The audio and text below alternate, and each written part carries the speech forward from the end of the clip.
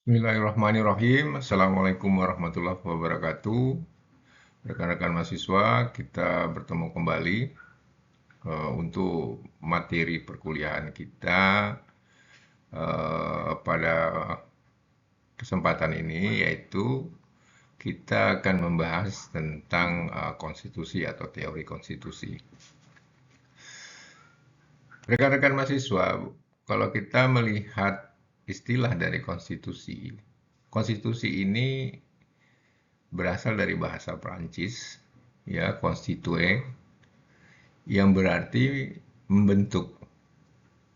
Jadi penggunaan istilah konstitusi ya secara ketatanegaraan merupakan mempunyai arti ya pembentukan suatu negara atau menyusun membentuk sesuatu negara ya. Jadi terbentuknya sebuah negara ya itu yang mempunyai arti dalam bahasa Prancis constitute. Di dalam bahasa Belanda ya istilah konstitusi ini disebut grondwet ya yang berarti undang-undang dasar. Ya. Jadi kita mengetahui bahwa asal muasal dari kata konstitusi ini ya yang merupakan satu istilah yang berasal dari Perancis ya yang merupakan undang-undang dasar ya atau bagaimana terbentuknya suatu negara itu berdasarkan suatu aturan-aturan yang dibentuk oleh satu aturan yang mengatur daripada suatu negara. Sebagaimana kita lihat di Indonesia ada Undang-Undang Dasar tahun 1945. Istilah konstitusi dapat dibedakan ya dalam arti luas dan arti sempit. Kalau dalam arti luas ya konstitusi itu diartikan sebagai suatu hukum dasar ya, yang meliputi hukum tertulis dan hukum tidak tertulis yang berkaitan dengan atau berkenaan dengan suatu pemerintahan ya. Jadi ada pengaturan suatu pemerintahan yang diselenggarakan oleh satu negara. Kemudian kalau misalnya istilah konstitusi dalam arti sempit ya, yaitu undang-undang dasar yang berupa satu dokumen yang berisi aturan-aturan ya, dan ketentuan-ketentuan ketatanegaraan satu negara ya. Jadi berbasis kepada satu aturan tertulis pada suatu negara yang mengatur tentang ketentuan-ketentuan yang ada di negara tersebut berkaitan dengan pemerintahan. Rekan-rekan mahasiswa, ya, dari sifatnya konstitusi ini dapat diklasifikasikan, yaitu ya konstitusi yang bersifat fleksibel atau konstitusi yang bersifat kaku. Ya. Ini yang membedakannya adalah ketika ada suatu persyaratan atau prosedur di dalam merubah suatu konstitusi. Ya, tentunya konstitusi itu dapat berubah sesuai dengan perkembangan atau kebutuhan daripada suatu negara itu. Ya, ketika ada suatu perkembangan zaman, ya permasalahan yang harus diselesaikan, maka apabila undang-undang dasar atau konstitusi yang ada di suatu negara itu dibutuhkan untuk diperbaiki, ya untuk bisa mengakomodir atau menyelesaikan suatu masalah, maka biasanya akan dilakukan peninjauan atau akan dilakukan review terhadap undang-undang dasar itu. Ketika prosedur di dalam merubah itu sangat rigid ya, sangat sulit, maka itu yang disebut dengan konstitusi kaku. Dan ketika prosedur-prosedur itu sangat mudah ya, sehingga mudah untuk merubah suatu konstitusi dari suatu negara. Itu disebut dengan konstitusi yang fleksibel. Selanjutnya, ya kita masuk aja kepada teori konstitusi ya. Ini hanya menjelaskan bahwa konstitusi itu sebenarnya di zaman dahulu kala ya, itu sebenarnya sudah ada ya. Jadi ketika ada pemerintahan negara-negara di masa lalu ya, itu ada naskah-naskah yang apa namanya yang belum tertulis ya, tetapi naskah-naskah itu digunakan di dalam atau aturan-aturan itu digunakan di dalam mengatur suatu pemerintahan di masa lalu ya, di zaman Yunani purba. Sehingga hukum yang berlaku di masa lalu itu sebenarnya itu merupakan suatu konstitusi ya, meskipun itu tidak tertulis ya, tidak tertulis. Itulah yang menjadi nafas suatu aturan pemerintahan ya, atau kerajaan-kerajaan dan lain sebagainya di masa lalu ya, meskipun aturan-aturan atau itu naskah itu tidak tertulis. Itu yang disebut dengan apa namanya konstitusi yang diartikan sebagai material ya. Kalau formil, satu konstitusi itu undang-undang itu sudah tertulis ya, sudah dibuat oleh lembaga-lembaga yang diatur oleh pemerintahan suatu negara.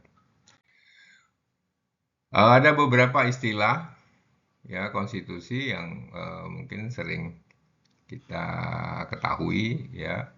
Ya, ada beberapa, misalnya konstitusi dalam arti material itu isi dari suatu aturan itu ya,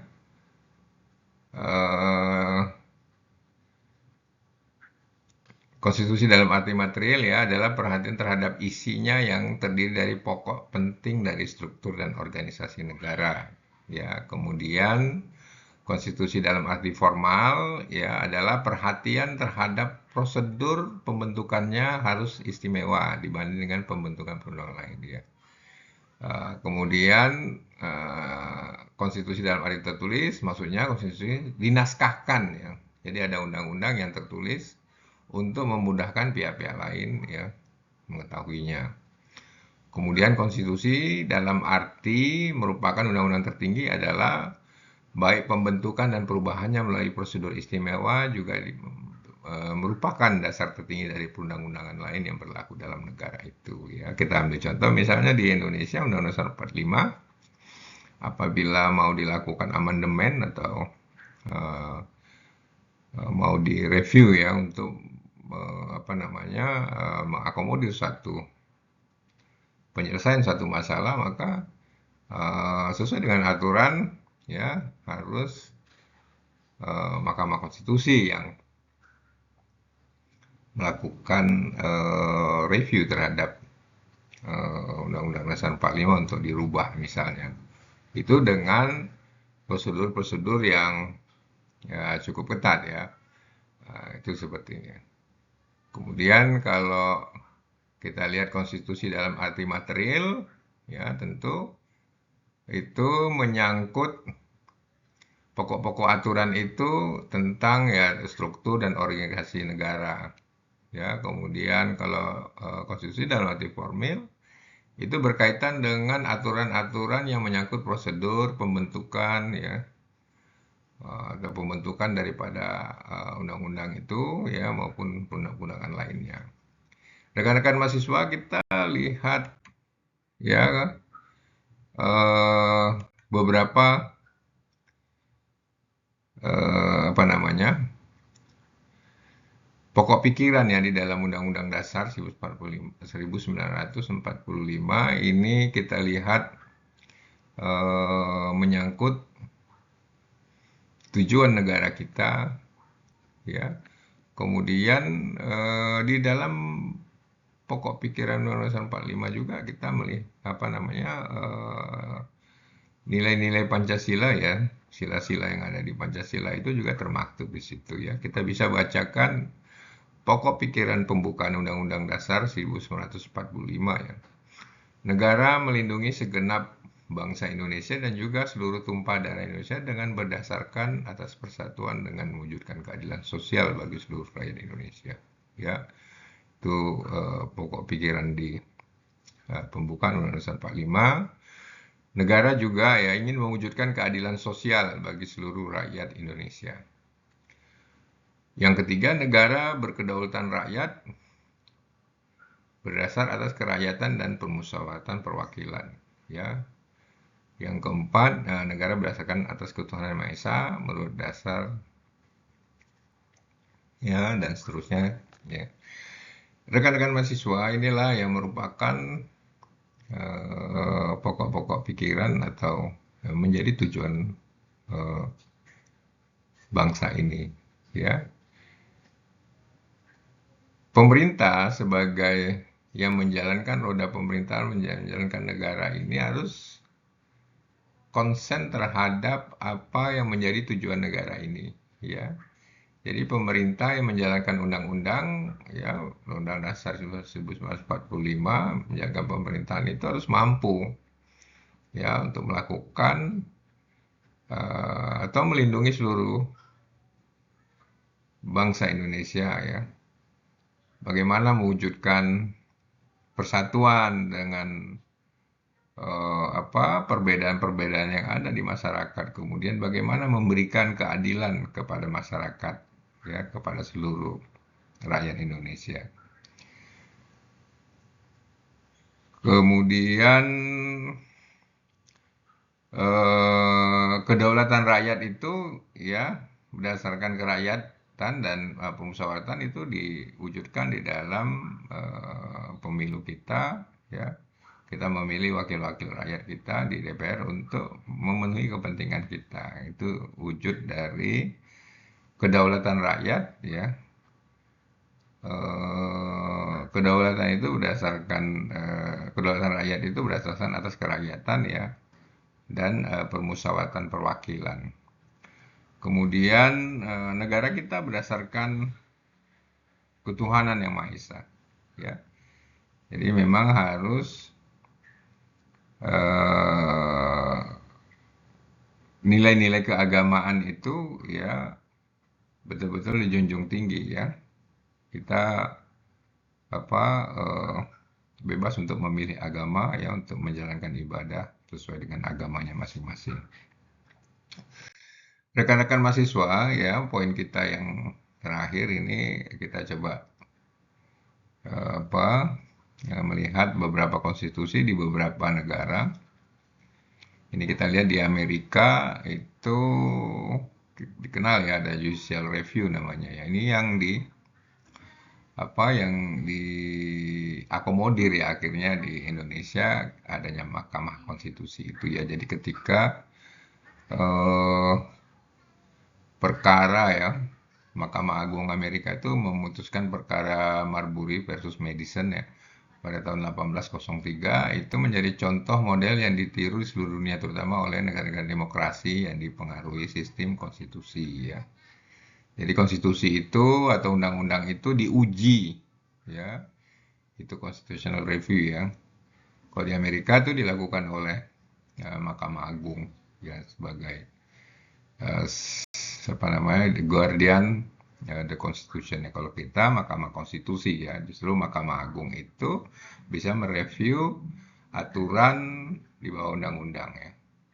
Kemudian terakhir, ya, itu di beberapa konstitusi negara lain, ya, di Austria, ini model kedua. Ini menyangkut, kalau di Australia itu disebut continental model, ya, centralis model, atau bahkan disebut, ya, Kensingtonian model. Ini berdasarkan atas model yang dikembangkan oleh Profesor Hans Kelsen, ya, pada tahun 1999. Ini, ya, kalau kita baca ini, ya, setelah idenya diadopsi oleh diadopsi ke dalam rumusan Undang-Undang Dasar pada tahun 1919. Mahkamah Konstitusi Verfassung Gerichtshof ya, yang pertama dibentuk pada tahun 1920. Model ini menyangkut hubungan yang paling berkaitan antara prinsip supremasi konstitusi ya dan prinsip supremasi parlemen ya. Jadi bagaimana hubungan supremasi undang-undang itu dengan kekuatan yang ada pada parlemen ya. Itu kalau kita lihat model ya konstitusi yang ada di Austria, Eropa. Kemudian di Perancis ya, kalau kita baca ini Undang-Undang Dasar Prancis tahun 1958 menentukan adanya lembaga baru yang disebut Conseil Constitutionnel, melengkapi lembaga peradilan tertinggi di bidang hukum administrasi yang sudah ada sejak sebelumnya, yaitu Conseil d'État ya. Sejak dibentuk lembaga ini, inilah yang sering dikaitkan dengan Mahkamah Konstitusi Prancis. Meskipun sebutnya adalah Dewan Konsil bukan mahkamah ya. Jadi di Perancis juga sudah ada ya Mahkamah Konstitusi untuk merubah, mengamandemen undang-undang dasar di sana ya.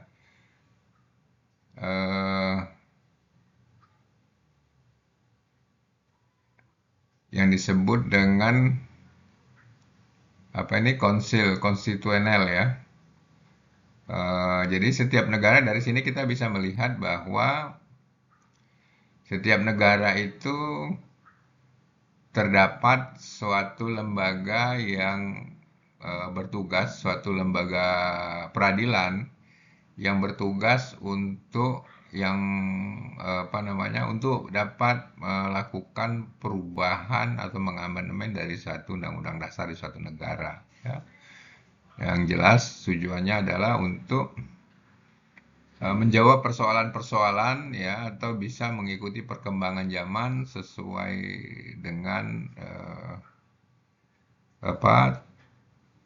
tujuan negara tersebut ya. Kadang-kadang memang aturan-aturan itu ya banyak hal sudah tidak dapat mengikuti perkembangan zaman sehingga perlu ada review terhadap undang-undang dasar itu ya. Kemudian ya ini prakteknya Indonesia tentu kita mempunyai Mahkamah Konstitusi ya.